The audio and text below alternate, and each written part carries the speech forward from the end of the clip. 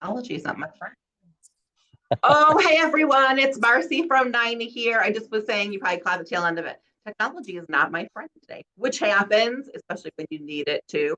But I'm really excited today because I have Manuel Alexander with me today. And what's so exciting about this is he was my faculty lead for my cohort for my Goldman Sachs small business course, right? Is that what your Right. title was?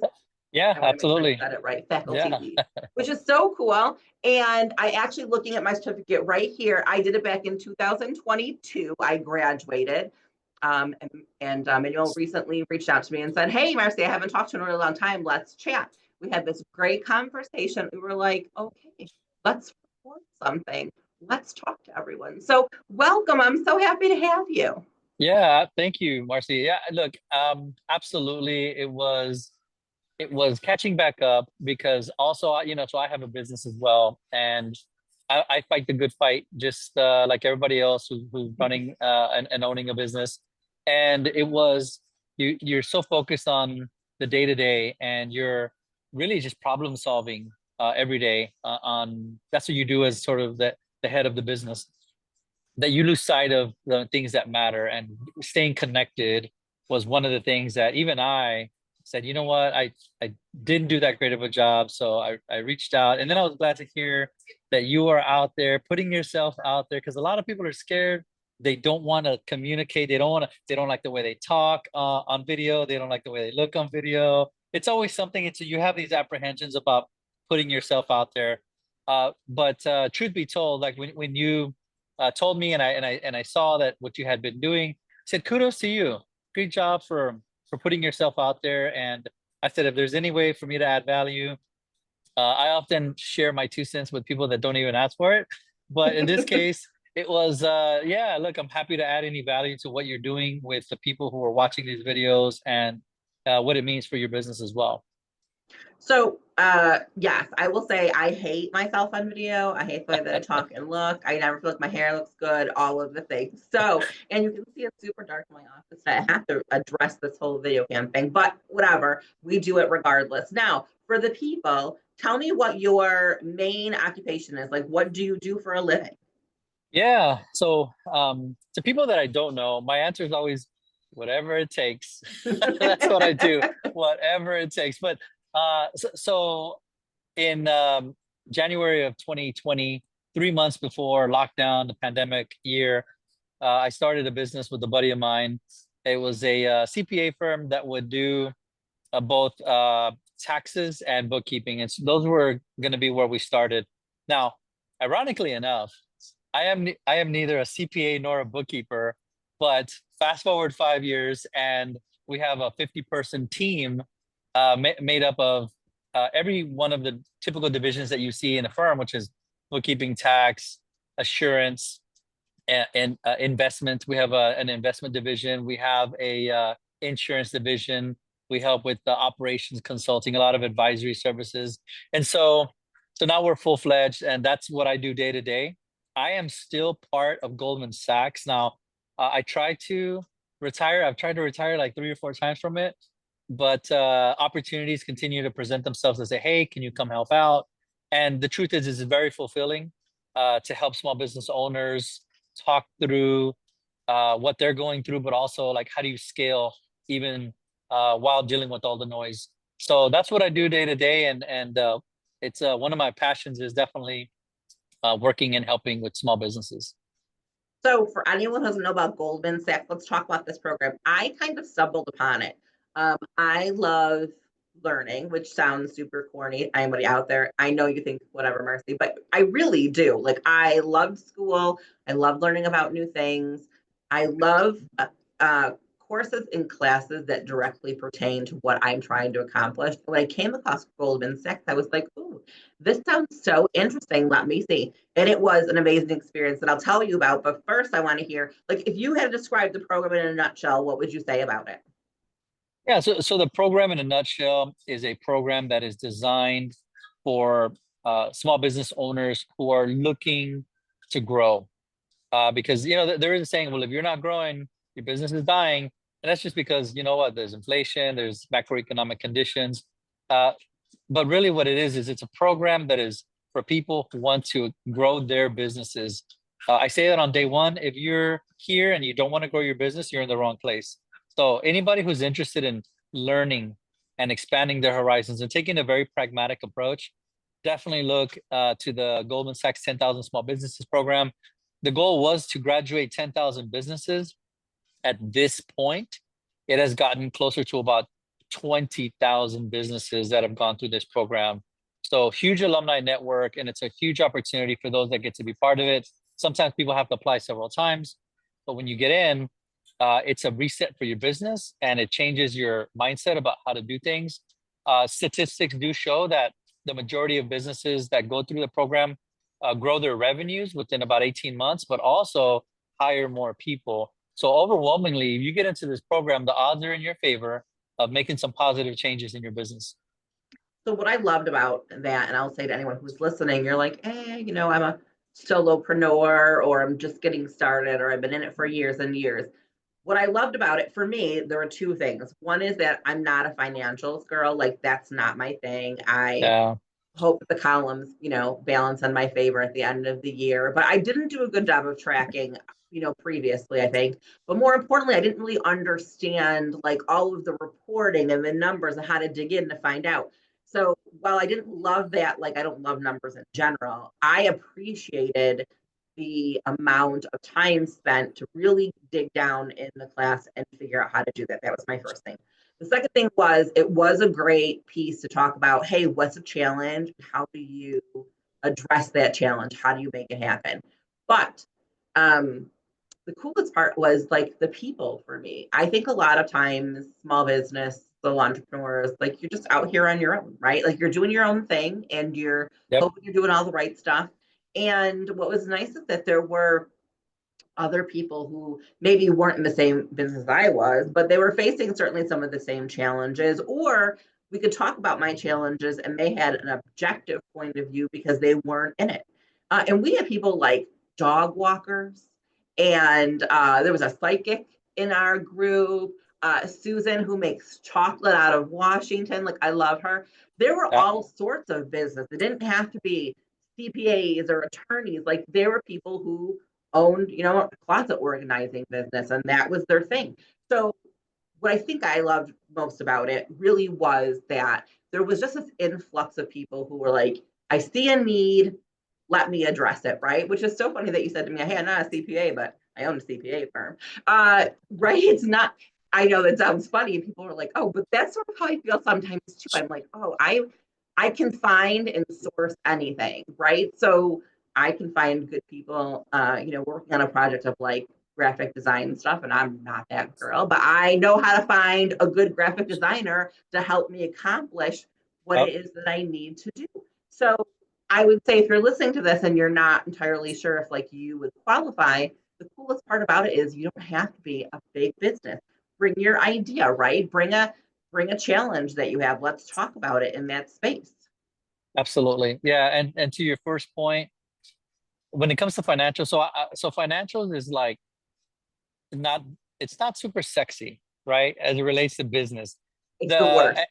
so well beneath so it's the way I put it is there's insurance first is like the least sexiest stuff. Nobody likes to talk about insurance or deal with it. No, no. Then it's like numbers and finance. Then the nice sort of super fun stuff is let me go sell. I got the sale, my revenues. But in all honesty, it's not about how much you make, it's about how much you keep at the Yeah. end of the day, right? And so revenue is a little bit of vanity, but it's about how much are you actually taking home. And yeah, look, and when it comes to business, if you're not, you should always be learning. Look, the clients that we have in our firm, they were with somebody else and they left for a reason. So you have to learn to do things different so that you can add value in a much better way that they weren't that they're not. It can be as simple as, hey, my other firm didn't even return my phone call to, hey, I want a little bit more of a concierge service, right? So understanding your value and what you're doing, but educating yourself, whether it's through the Goldman Sachs program or your local small business development programs in your cities. I always encourage you to go out there and educate yourself. Because like, look, yes, you have ChatGPT and you got these language learning models that are out there educating you, but you have to know the questions to ask, right? Because it's going to give you responses, but you really do need to know like what is the best question to ask for what I'm trying to solve, so that you're not just getting this kind of watered down information. So education is key. Don't ever stop it. Don't ever put it in the rearview mirror, because once you stop educating yourself, to me, that's actually where your business is going to stop growing. Well, I think it's true, right? You said not sexy about financials. It's not, but I felt like I had a good handle on my financials before I went into the class. Like I said, I knew what I was paying out for, rent expenses and what was coming Yeah, in. I don't think that I really understood how to dig deep down into those reports or really look at the numbers in a more objective point of view to be able to bring more back right down to the bottom line, or say to myself, hey, you know what? You don't need to spend all that money in this category, right? Move it over here. So absolutely.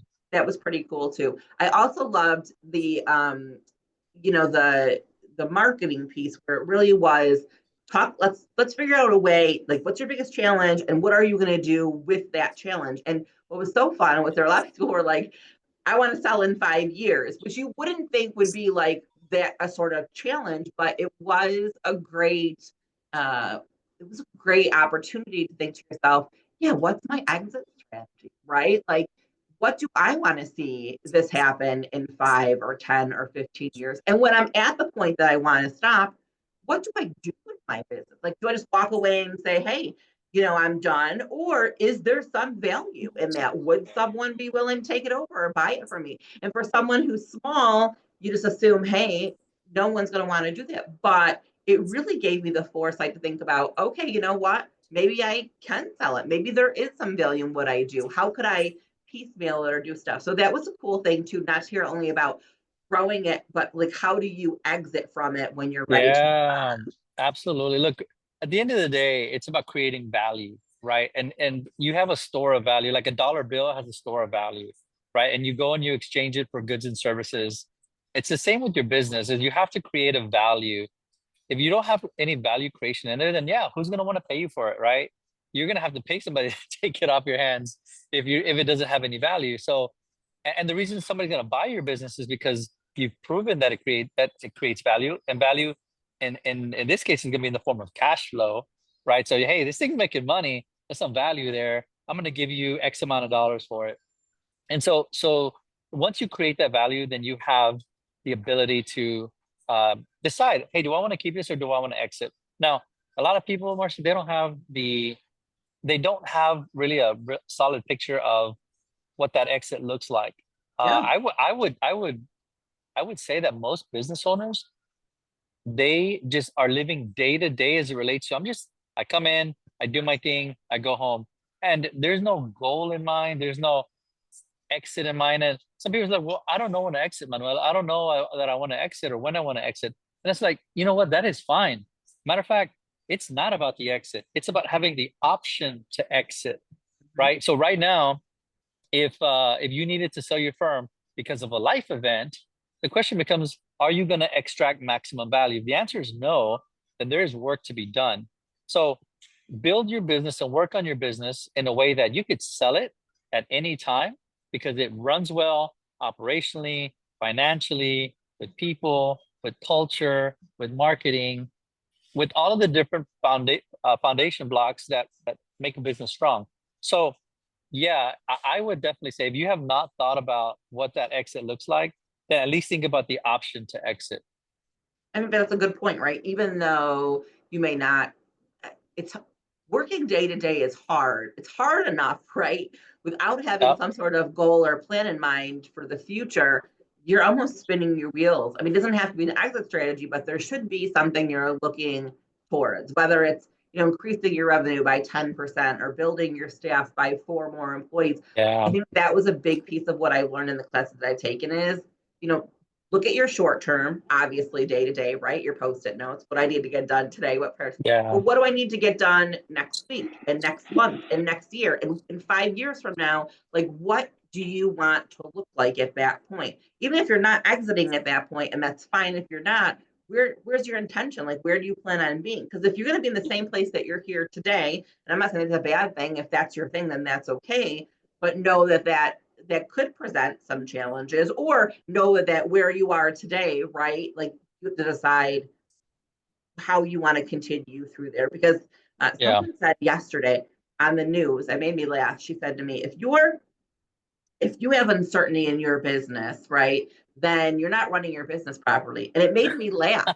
I was like, spoken by a person who's never owned a business. Why would she Uh, say something like that? sure. Like my whole life lives, my whole Sure. business world lives around uncertainty. What does the market look like? What are interest rates going to do? What does labor look like? Right? Like, what is my cash flow going to be? What is my, utilities going to like? If the winter was, I mean, Yep. there's uncertainty in everything that we do. So it was so funny to hear her say that on the news. And I thought to myself, well, that commentator didn't do a good job of like calling her out on that. But then again, I thought, hey, if you've never owned your own business, you probably don't think that. Like you probably really don't know what goes on for those of Yeah. us who do. Yeah. And it's also, add to that, yes, life events, right? Like not all of us are playing the same hand in the game of life, right? We each have different things that we go through every day. So you can't, you can try to do some things, but that's what we do daily is navigating uncertainty, navigating unpredictability. The more we have it, the better. Like, yes, the tariffs right now, big trending topic. What decisions do I make? What purchases do I make? How will it affect me?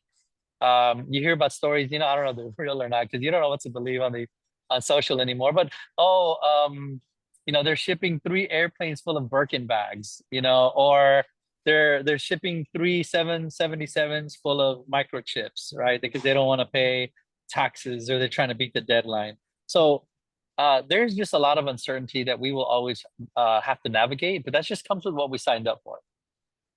It's true, we did. And it's so funny, you're not incorrect in saying, we have to be very careful about sifting through the information funnel, right? There's a lot of information out there, not always from reputable sources. Sometimes it has a kernel of truth in it, right? Or it's been Yep. twisted. My favorite is, you'll hear these influencers talking about like, I don't want to get political, but, and then the next rant is 60 minutes of political, right? But the problem is that your business, for the most part, isn't a political entity, right? You have to run your business. Certainly, you should 100% vote, right? So I always put this out there. I think that Absolutely. you have to be that person, especially if you own your own business, to make sure that you're putting people in positions of authority Yep. that represent you, right, and what you need to accomplish for your business. So I say that all the time to business owners: if you're not voting, you're missing out on some really critical, important things here. And you should let your legislators know when you are for or against something. I mean, they Yeah. don't know unless they hear from you. So that's about as political as I get in this topic. But Yeah. it certainly is a weird place with social media as to the amount of information out there and the stuff that people say. Um, what was Was, funny too was when I went through the program, up until about a year ago, I mhm. still actually spoke to my group, my circle. We still met Yep. like once a month or every other month for years. And then we all Yep. got super busy. But we still chit chat once in a while on WhatsApp. We still check in on LinkedIn to see how we're doing. And Yeah. we're 3 years out. So we really built this circle of individuals who, none of them in my field, none of us were in the same field, all Yeah. doing different sorts of things. One actually changed her job. She actually sold her business, went to work for someone else. So we've all had these different experiences, but it's been so cool 3 years later to still talk to see how everybody's doing and what's changed and how they did. Like, did it make a difference? Did they change their revenue? Did they hit their goals? Yeah. And Yeah. then there's that alumni support where, we have the app, people go in. I have used a ton of people for services. My website guys are Goldman Sachs graduates too. Like, I've been able to find vendors through there. So Hmm. even beyond just what I took personally, I've been able to support other small businesses by using their services too, which is even more cool in the whole process, is really small business helping other small business. Yeah. Yeah. There's a lot of connectivity. And again, um, there's only a certain amount of limited spots that are available to people to apply because they get a lot of applicants. So So even if it's not through the program, like if it is, it's great. But even if it's not, like find your tribe, right? Find that group of business owners, find your roundtable where you can talk through things. Because one of the hardest things for business owners to do, for lack of better words, is to open up the kimono, right? Because they say see everything in its entirety, right? We're very like we don't like that kind of vulnerability, and we because people will understand, metaphorically speaking, people will understand the mistakes that we've made that we're not exactly happy about because we're supposed to know what we're doing. We're business owners, but the truth is we are just like everybody else trying to figure things out with as much preparation that you can do. There are still things that you will get wrong. Having a support circle of other people who can be a sounding board, who can give you some food for thought, that is huge. And if you don't have that, you're doing yourself and your business and your future a disservice. I've never heard that kimono saying, but I love it. I'm going to steal it and use it going forward. Go So ahead. that's what I did. It was funny that we talked about support a little bit. So I just had this conversation the other day, and I don't love to ask for help. I don't mind feedback when it's given to me, and I'm actually very good with constructive criticism, but Yeah. I don't seek it out. I always feel, I don't know why. I just never have. This past year, though, we've been working on some things with my trade association here, and we've been talking about maybe proposing some legislation. And it's difficult to get out there and talk to legislators and try to get people to, get on board with you. Sure. So I was like, for years I have gone to conferences and done these webinars and meetings and met all of these people. Like, some of them can help me. Just, Marcy, just suck it up and reach out and ask them for help. Like, no one ever feels bad asking you for stuff. And I'm not saying in a bad way. I love people ask me for stuff, but I'm just saying I never think badly of them or anything. So for the first time ever this year, I've been like, hey, we met at this conference. Do you remember me? I could really use some help, like, in this area. And no one has said no to me. I have not gotten one no. No, Marcy, we don't want to talk to you. Hey, I remember you. Yeah, we'd love to help. How can I? Yeah. It's so funny as small business people. And I know I'm not the only girl out there. So I say this because, we think about support as, those people who know what we're doing and we chit chat, we've known them. But support can also be reaching out to those connections, that networking. What was the point of doing all that networking so long that so many have done, and then you just Yep. never utilize those resources? Why do you think that is? Absolutely. Absolutely. Well, it's just we get into our old habits, right? People leave the program and they go right back to their old habits, and they forget about doing the things that are needed that got you to that level. But it doesn't stick with you. You have to continue. It's like going to the gym. You make progress, but when you stop going to the gym, you're gonna see those results are gone, right? Same with this. Is you a lot of times we would carve out the whole day for Goldman Sachs, and then when the program stopped, hey, my business didn't catch on fire, like everything was fine. What am I going to do with that whole day? Work on my business? No, I'm going to go back to the same thing and doing the same things in the same way, and then I start going into like a regression. But here's the thing, Marcy, is we are not people like generally, and I would say generally, I mean like 99.9% of people, in my opinion, want you to succeed. So if you surround yourself with people who you respect their opinions, you respect their knowledge, you respect them, and they respect you, then they're going to want to see you succeed, because honestly, your success is their success, in that you will grow your company, you will hire more people, you will put back into the economy. And it's this little pebble that gets thrown in the pond that causes this huge ripple effect. And imagine when all small businesses are working and firing on that level, then we're in a much better place because of it. Because small business is the backbone of the economy, and it needs to stay that way. We're the largest employers in the U.S., and so you got to take care of small businesses, and it starts with making sure that we're looking for that support, looking for that guidance, looking for that knowledge. Yeah, it's just super fun. I said, you don't think of support in those terms, but it's really important. Like, if you need something, if you need help, if there's, you've built all these connections, you've done all this Absolutely. groundwork for years. I did all this groundwork for years. Conference I didn't want to go to, right? Things that I was like, oh, I have to go, and then never really utilizes those resources. And now I'm looking at, everyone's been so pleasant and willing and happy to help. And even when they haven't been happy to help, or unable to help, I say, they refer me to, hey, I can't help you in this space. I don't know about it, but try this person or talk to that person. And that's been equally as Absolutely. amazing. So I try Absolutely. to pay that forward in my space to everyone, and I would encourage you out there too. If you can't do something or you're unable, hey, refer someone else. I refer a ton of business to other notaries in my area when I'm busy or unable, or quite frankly, just because it's like that's the right thing to do. Like I'm plodding along fine. Let me help out somebody else who might need Yeah, it. And that's always been a good kind of pay it forward sort of thing that I think that most absolutely. small business owners really appreciate, right?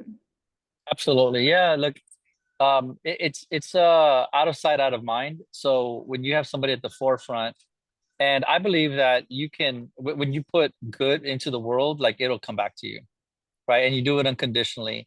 And again, this is why even I, after so long, was started to reach out, is because I had been grinding in our own business, and I said, you know what, I need to be able to help because I need to put good into the world, and it shouldn't just be about me and what I'm doing.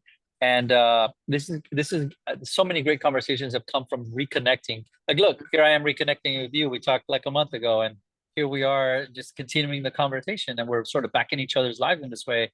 And so you do that, and who knows where things can lead. But if anything, you're sharing knowledge.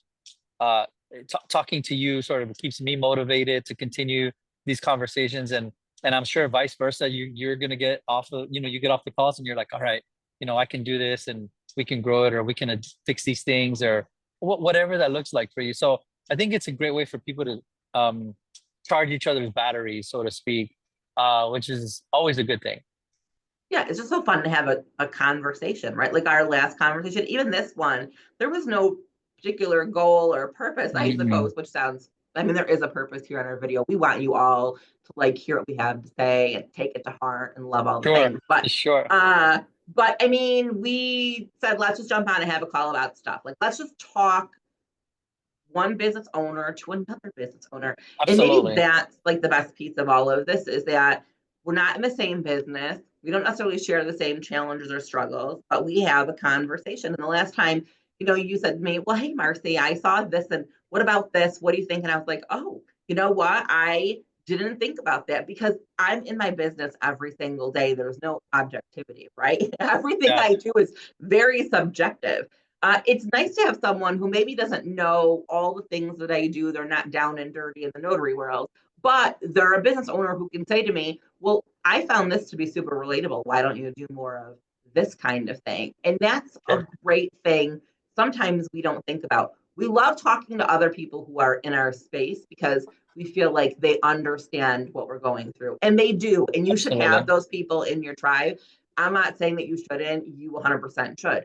But it's equally as important when you agree to have people who are not part of what you do. Like they should Yeah. only have a basic knowledge because sometimes they see things that you don't see at all. Absolutely. Yeah, yeah. It's an outside looking in.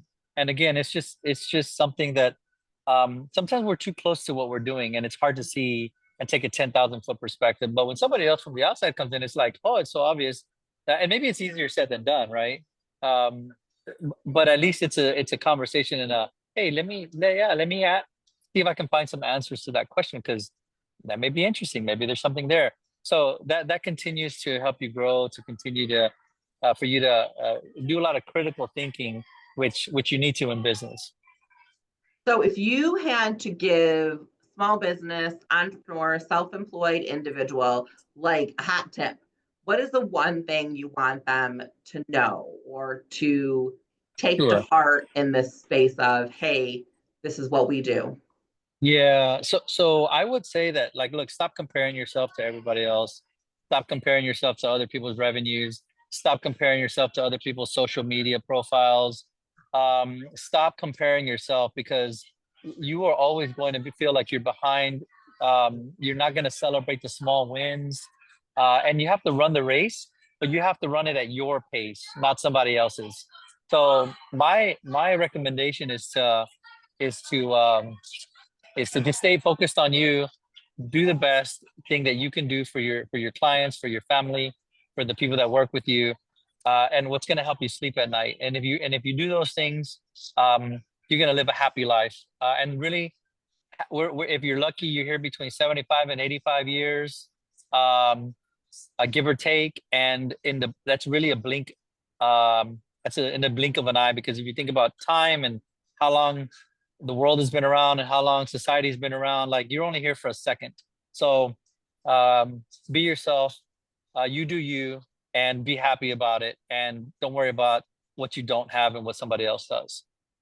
Yeah, I love that. I especially love the piece about social media. You don't see a lot of people jumping on social media being like, oh, look what I did. I made this huge mistake and everything fell through and I lost $10,000.